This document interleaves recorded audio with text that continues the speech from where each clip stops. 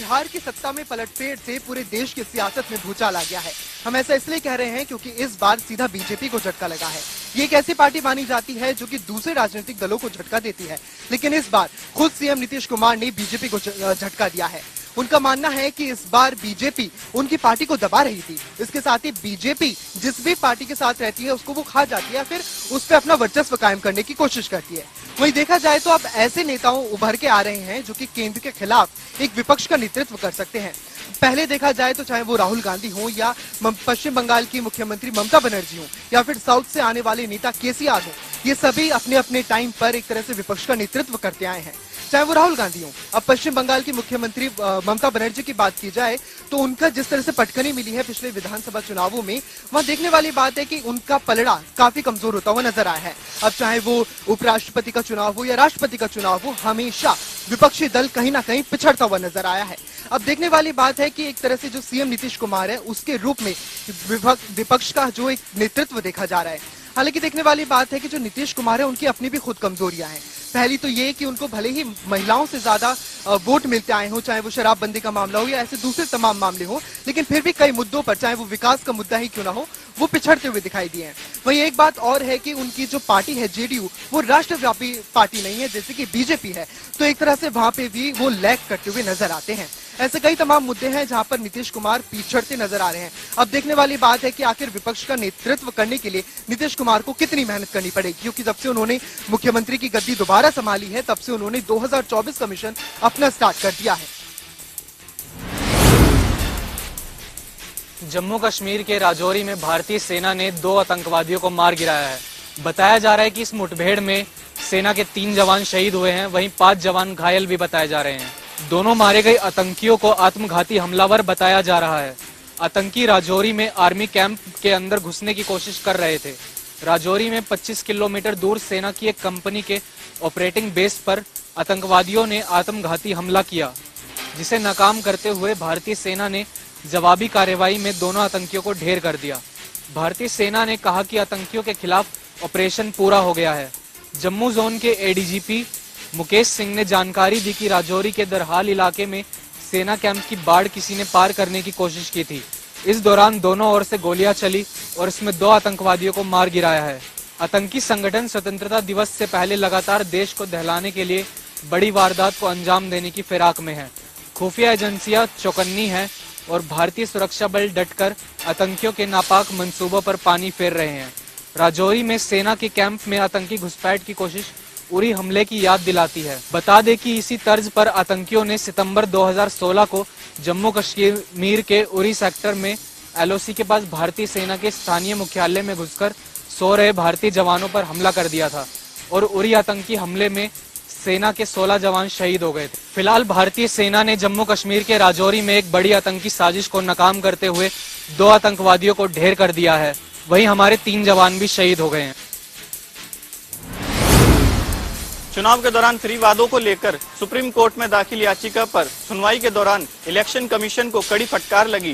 Court ने इस मामले पर आयोग से पूछा कि उसकी ओर से अभी तक हलफनामा दाखिल क्यों नहीं किया गया है। चीफ जस्टिस ने मामले की सुनवाई के दौरान चुनाव आयोग से हलफनामा मीडिया में प्रकाशित होने पर नाराजगी जताई। कोर्ट ने पूछा कि क्या हम अब अखबारों में हलफनामा पढ़ें।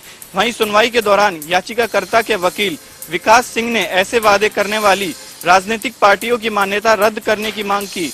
इस पर कोर्ट ने कहा कि हम इस मामले में कानून नहीं ला सकते, कानून बनाना सरकार का काम है। कोर्ट की टिप्पणी पर याचिकाकर्ता ने कहा कि यहाँ सरकार भी मौजूद है, वह कानून बना सकती है। सुनवाई के दौरान सीजीआई ने चुनाव आयोग से पूछा कि क्या पार्टियां उसे अपना घोषणा पत्र सौंपती हैं। इस पर याचिकाकर्ता के वकील विकास सिंह ने कहा कि नहीं, ऐसी कोई कानूनी बाध्यता नहीं है। वहीं इस पर सॉलिसिटर जनरल ने जवाब देते हुए कहा कि अधिकतर मुफ्त की योजनाओं का वादा घोषणा पत्र में नहीं होता, नेता इन वादों को अपने भाषणों में करते हैं। सीजीआई ने कहा कि ये मुद्दा काफी गंभीर है। अब मामले की अगली सुनवाई 17 अगस्त को होनी है। राजधानी दिल्ली में एक बार फिर से कोरोना का खतरा बढ़ गया है, जिसे देखते हुए दिल्ली सरकार ने ये फैसला लिया है कि अब जब भी कोई भी इंसान या तो कोई भी बच्चा हो, अगर वह मास्क नहीं पहनता है तो उसे 500 रुपए का जुर्माना भरना पड़ेगा। यानी कि अगर आप सार्वजनिक स्थानों पर जा रहे हैं, मंदिर जाते हैं, कहीं घूमने जाते हैं, तो अब आपको ये ध्यान देना होगा कि आपको मास्क पहनना है। नहीं तो आप अपने पास 500 रुपए तैयार रखिए, क्योंकि सरकार ये चाहती है कि कोरोना के जो बढ़ते संक्रमण है वो न, क्योंकि हम देख रहे हैं दिल्ली में लगातार मामलों में बढ़ोतरी हो रही है। अगर अगस्त के महीने की बात की जाए तो केवल 1 से 10 तारीख के बीच ही 19,000 से ज्यादा मामले सामने आ चुके हैं, और बीते 24 घंटों की बात की जाए तो करीबन 2100 से ज्यादा नए मामले सामने आए हैं, जिसे देखते हुए ये कदम उठाया गया है।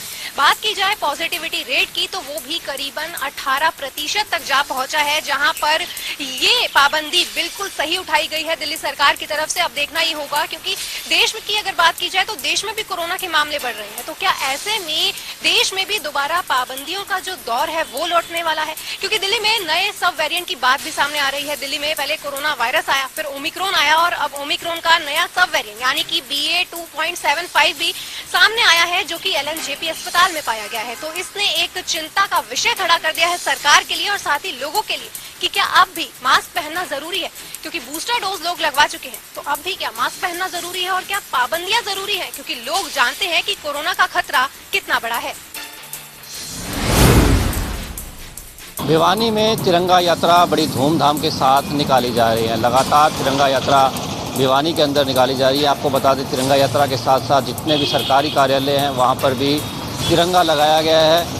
वहीं आपको बता दें कि जिस प्रकार से सरल के अंदर या फिर सरकारी कार्यालय जो भी है वहाँ पर सेल्फी पॉइंट्स भी बनाए गए हैं। भिवानी में सरल केंद्र के अंदर सेल्फी पॉइंट्स बनाया गया है, जहाँ पर लोग जो सरकारी कार्य के लिए आते हैं वे लोग सेल्फी पॉइंट को देख करके बड़े ही सरोवर हो रहे हैं। साथ ही वहाँ पर सेल्फियाँ भी ले रहे हैं और बार बार यही कह रहे हैं कि इस तरह का जो कार्य है ये हमेशा होते रहना चाहिए।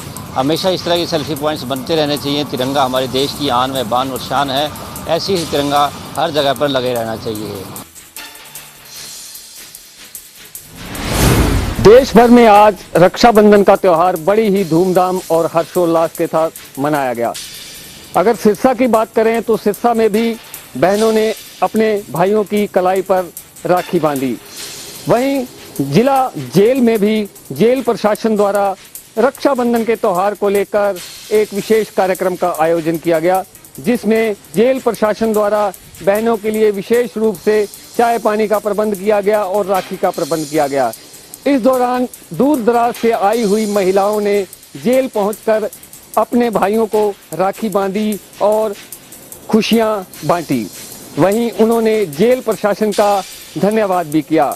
जिला जेल अधीक्षक ने बताया कि सामाजिक संस्थाओं के सहयोग से इस बार जेल में रक्षाबंधन का त्यौहार मनाया गया है। गुरुग्राम के उद्योग विहार में क्लब काजा डेंजा के बाउंसरों द्वारा युवक और युवतियों के साथ मारपीट मामले में गुरुग्राम पुलिस ने 7 आरोपियों को गिरफ्तार कर लिया है। आपको बता दें कि पिछले 3-4 दिन पहले युवक और युवती क्लब काजा डेंजा में गए थे। वहीं एंट्री के दौरान युवती के साथ बाउंसर द्वारा बदसलूकी की गई, जिसका विरोध करने पर युवक और युवती के साथ बाउंसरों द्वारा मारपीट की गई। इस पूरी घटना का जो वीडियो है वो सोशल मीडिया पर वायरल हो रहा था। वहीं गुरुग्राम पुलिस ने अज्ञात के खिलाफ मामला तो दर्ज कर लिया था, लेकिन 3 दिन हो जाने के बावजूद भी किसी की गिरफ्तारी नहीं हुई थी। अब ऐसे में मीडिया के खबर दिखाए जाने के बाद इस पूरे मामले पर गुरुग्राम पुलिस ने संज्ञान लिया और मैनेजर सहित 7 आरोपियों को गिरफ्तार कर लिया। ऐसे में साफ तौर पे गुरुग्राम पुलिस एक्साइज विभाग की भी जो है सहायता ले रही है कि क्लब में किसी भी प्रकार की अनियमितता तो अगर पाई जाती हैं तो एक्साइज विभाग भी जो है क्लब पर कानूनी कार्रवाई करेगा। वहीं साफ तौर पे गुरुग्राम पुलिस का ये भी कहना है कि क्लब के जो मालिक हैं अगर उसकी भी इसमें इन्वॉल्वमेंट पाई जाती है तो उसके खिलाफ भी सख्त कार्रवाई की जाएगी।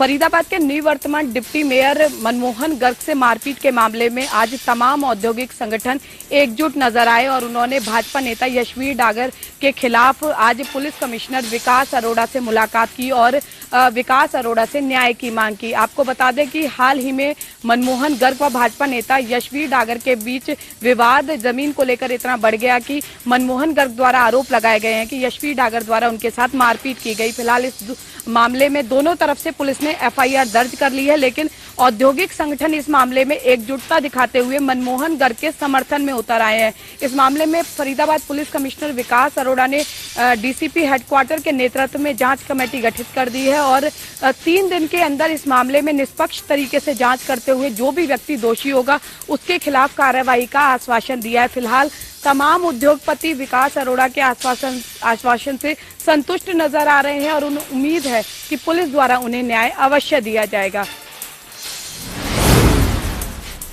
आज प्रातः 6 बजे हथनीकुंड बैराज का जलस्तर एकदम से बढ़ गया। 8 बजे के करीब इस जलस्तर को 1,82,000 के करीब दर्ज किया गया, जो धीरे धीरे बढ़ते हुए 11 बजे तक 1,85,000 के करीब पहुंच गया। पानी के जैसे ही पता चला अधिकारियों को, तो इस हथनीकुंड बैराज के जो गेट हैं वो सुबह 6 बजे के करीब खोल दिए गए थे और अब भी पानी काफी तेज मात्रा में हथनीकुंड बैराज में बह रहा है। आप देख सकते हैं कि ये वो जीवनदायिनी यमुना है जो आज रौद्र रूप धारण कर चुकी है। मैं बता दूं कि 70,000 क्यूसेक पानी तक बैराज के गेटों को नहीं खोला जाता और 70,000 आता है तो लिंक नहरों के गेट जो है वो बंद कर दिए जाते हैं और उसके बाद पानी को ओपन गेट करके खोल दे तो खुला छोड़ दिया जाता है।